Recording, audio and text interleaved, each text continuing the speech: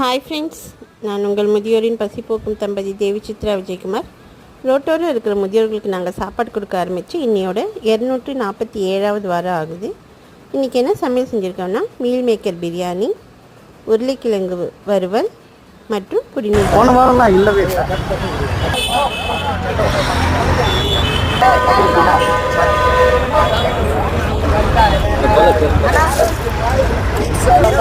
இந்த பக்கம் வந்துருங்கம்மா, இப்படி வந்துருங்கம்மா.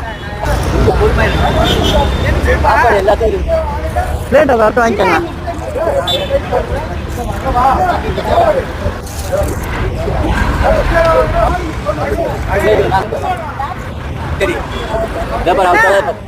தண்ணி தரலையா?